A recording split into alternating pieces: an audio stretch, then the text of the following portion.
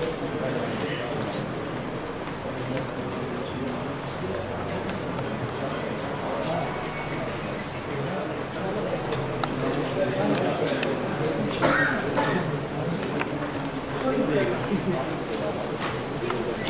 सभी का बहुत बहुत धन्यवाद दीप प्रज्वलन करने के लिए।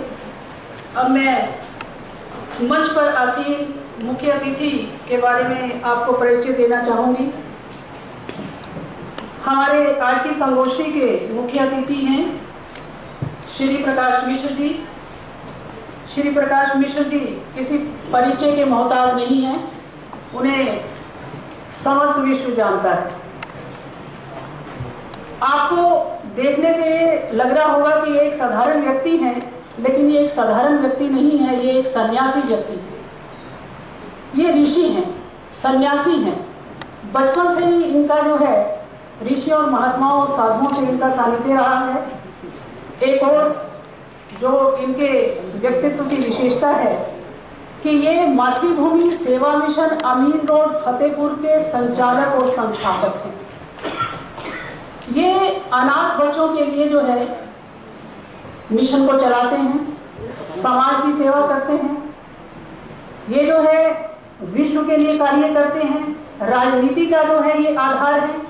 मेरे कहने का अभिप्राय है, ये तो इन पर वही बात चरितार्थ होती है कि एक बार स्वामी रामतीर्थ के पास अमेरिका में एक महिला आई। उसने कहा कि मेरे पुत्र की मृत्यु हो गई है और मैं पुत्र वियोग में हूँ, अब मैं कैसे जीऊँ, मैं बहुत दुखी हूँ। तो स्वामी रामतीर्थ जी कुछ समय के लिए जो है वो चुप हो गए।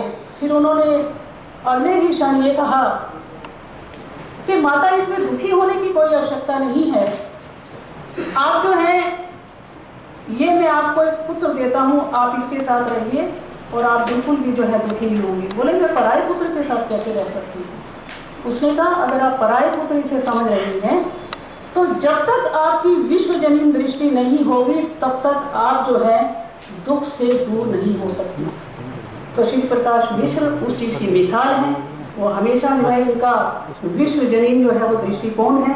इन्होंने कभी भी अपने लिए जो है वो सोचा नहीं है, कभी भी अपने बारे में सोचा नहीं।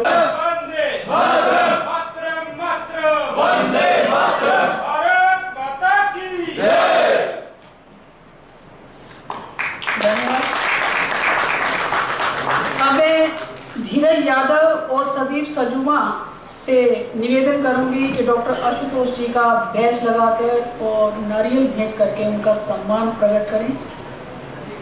धीरज यादव और सदीप सजूमा आशुतोष जी का। आशुतोष जी निट में नेशनल इंस्टीट्यूट ऑफ टेक्नोलॉजी में कंप्यूटर साइंस के HOD हैं। श्री आशुतोष जी, डॉक्टर आशुतोष जी, प्रोफेसर आशुतोष जी।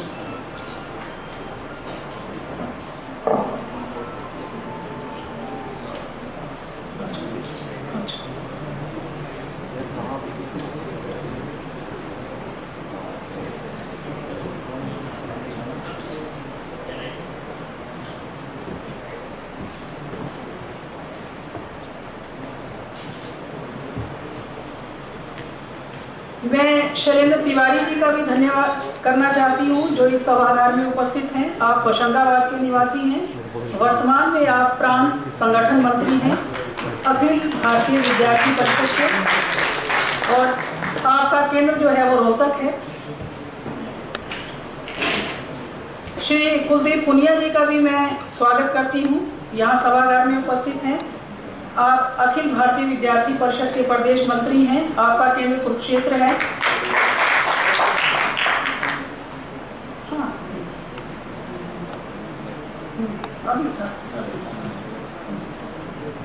अब मैं निवेदन करूंगी परवीन गर्ग और अमित कंबोज को कि वे प्रीतम जी का जो है स्वागत करें, श्रीफल दे करके और पटका देकर और बैच लगाकर।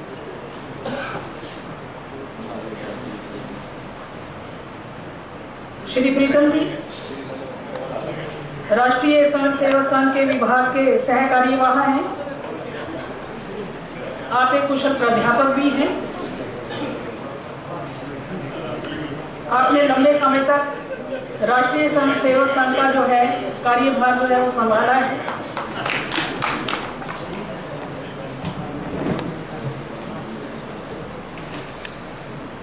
अब वो जो औपचारिकता थी वो उसको हमने निभा लिया है। अब हम मूल विषय पर आते हैं। मैडम रंजना जी तो अपने घर की मैडम रंजना जी का भी बैज लगा करके स्वागत करिए, श्रीफल दे करके। प्रीति और गरिमा से मैं निवेदन करूंगी। वास्तव में मैडम रंजना जी हमारी अपनी अजीज हैं, इसीलिए मुझे लगा ये तो घर की ही है।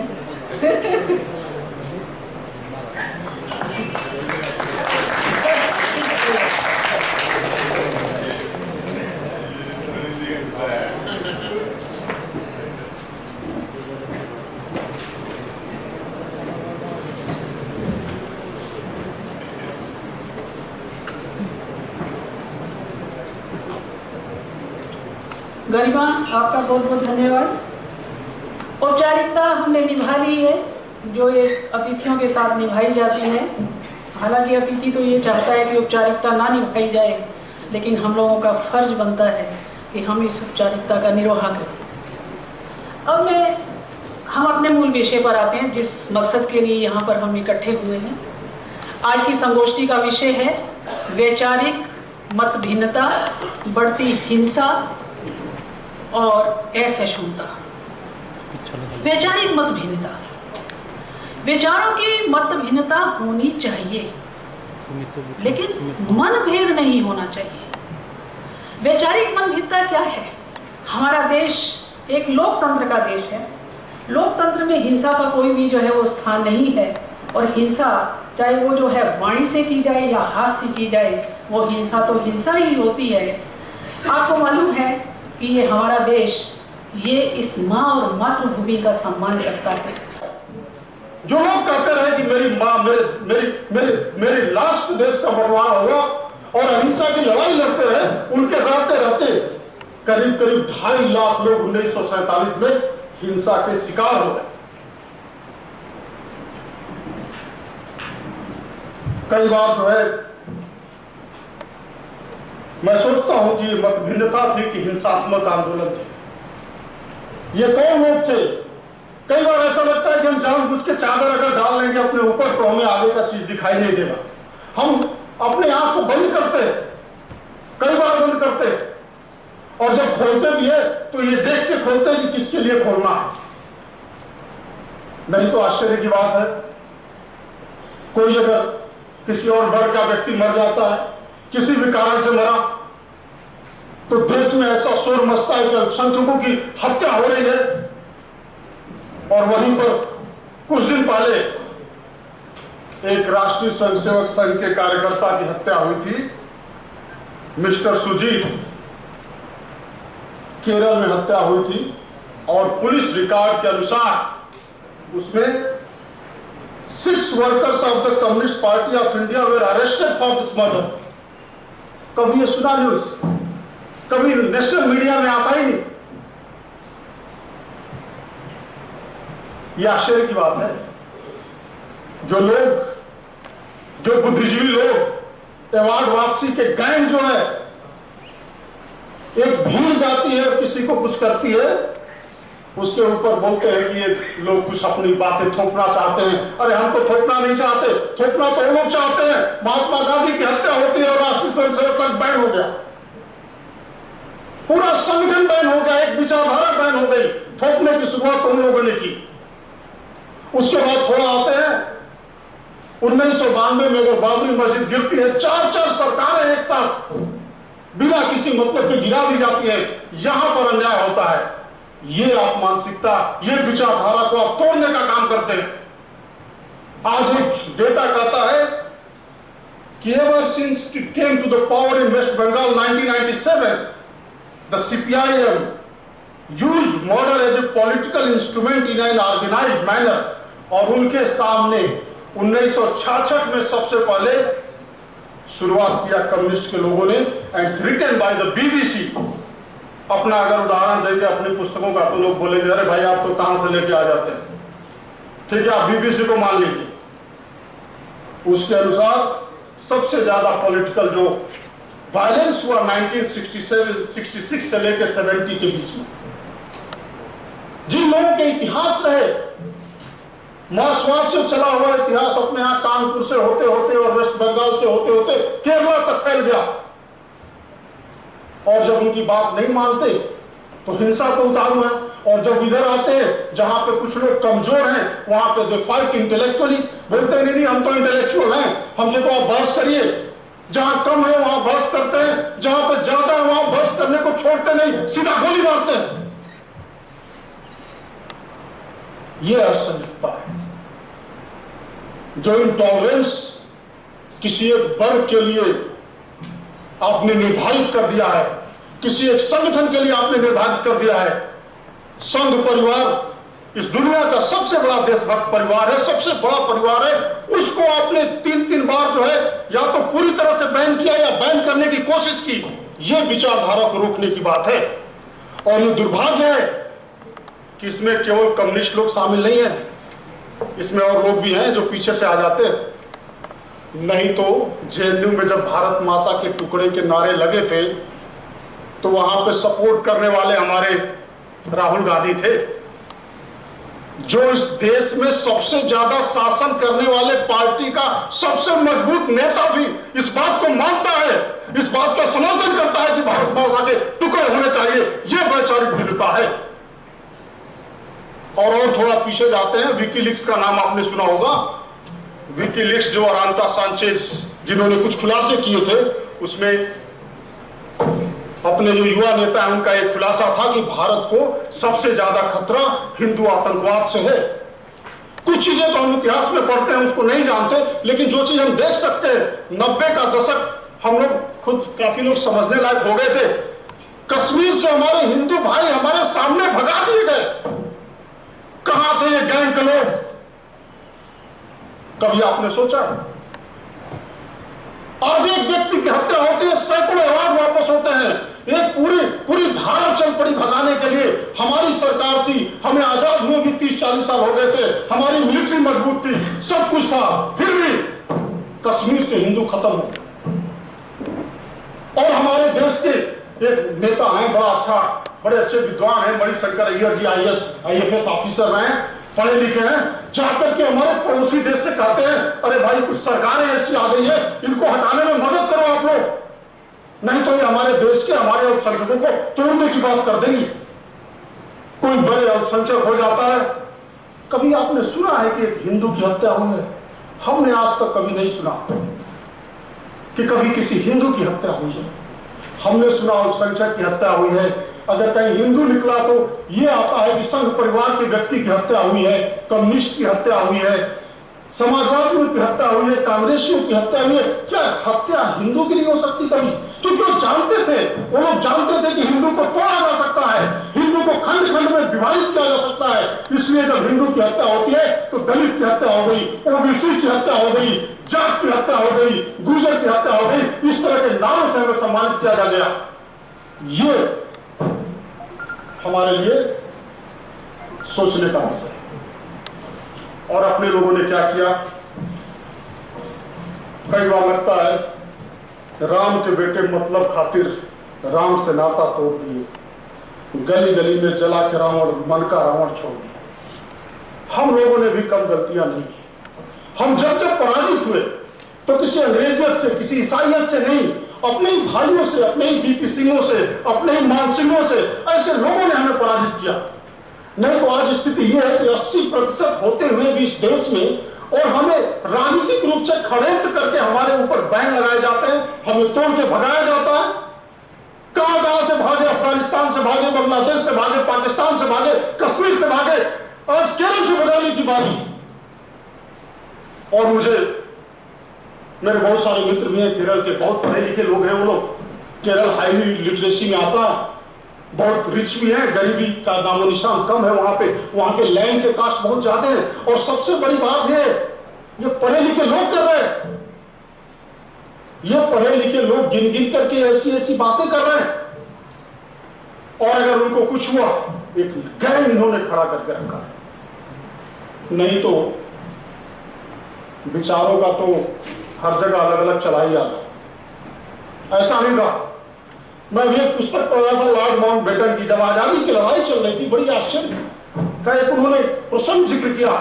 जब सारे लोग डिस्कशन करने जाते थे, महात्मा गांधी जाते थे, जवाहरलाल नेहरू जाते थे, बड़ा समय लगता था डिस्कशन में।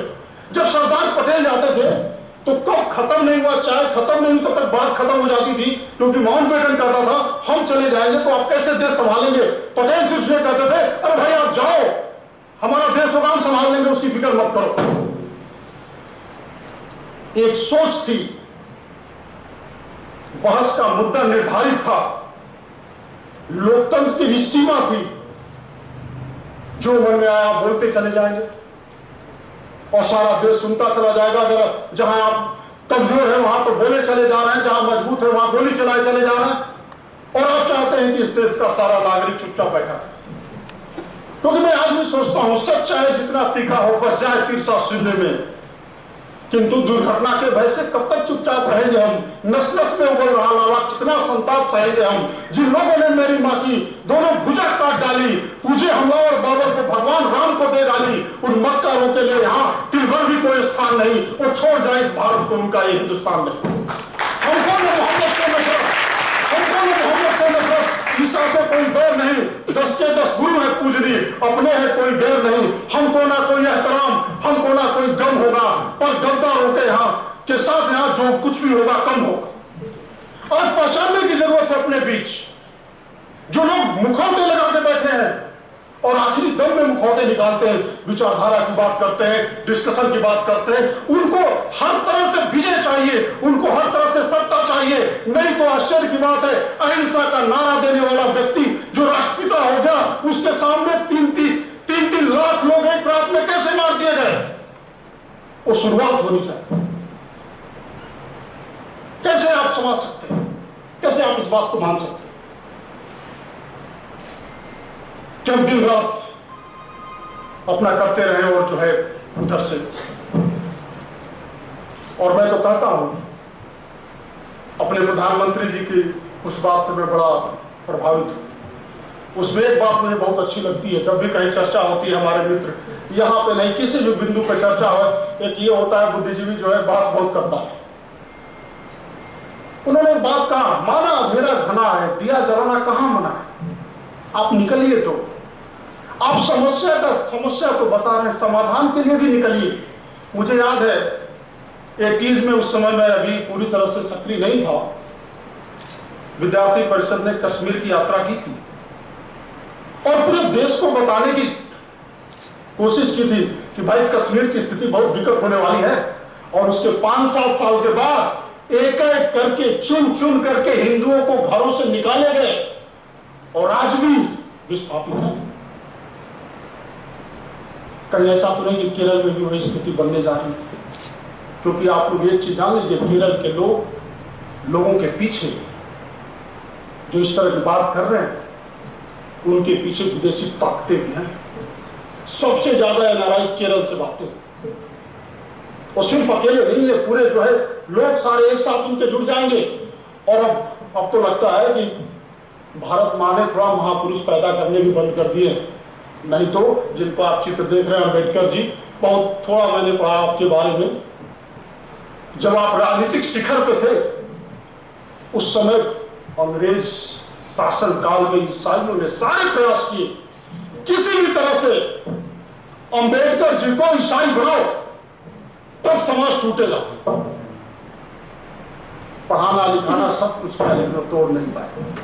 फिर थोड़ा कालखंड बढ़ा, पूरे मिडिल ईस्ट के लोग लग गए कि भाई ऐसा है कि किसी भी तरह से अंबेडकर जी को मुसलमान बना दो, फिर हमारा काम आधा खत्म हो जाएगा।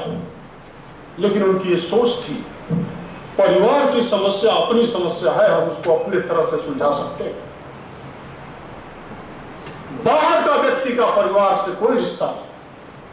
और आज मैं गर्व के साथ कह सकता हूं कि अंबेडकर जी हिंदू पैदा हुए और तमाम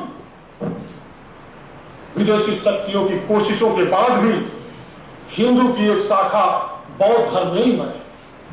नहीं तो क्या होता इस देश का,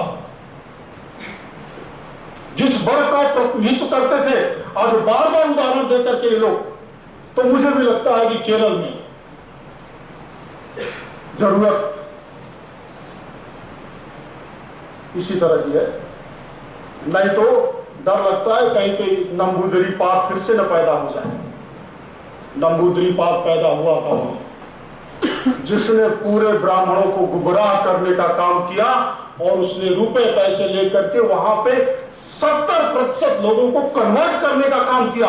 सेवा के नाम पर हमारे ही भाई हमको छोड़ के जाते और हम देखते रहते। मुझे इससे ज्यादा जानकारी नहीं है। जो मूल में मुझे जानकारी थी मैं आपके बीच रख चुका और कुलदीप जी का भी आदेश आ गया और अपने मंच पर हमारे ऋषि महर्षि सरीखे लोग बैठे हुए हैं जिन्होंने अपना जीवन, मैं इसलिए कहता हूं कि हम लोग एक रात अगर कहीं बाहर सो जाएं तो अगले दिन बोलते हैं शरीर में दर्द है। आप लोगों ने कई वर्षों से घर को छोड़ दिया सिर्फ समाज के लिए। ऐसे लोग भी हमारे बीच हैं, तो उनकी बातें हम सुनेंगे। इन्हीं शब्दों के साथ मैं वाणी को विराम देता हूँ। आशुतोष जी धन्यवाद। आशुतोष जी ने बताया कि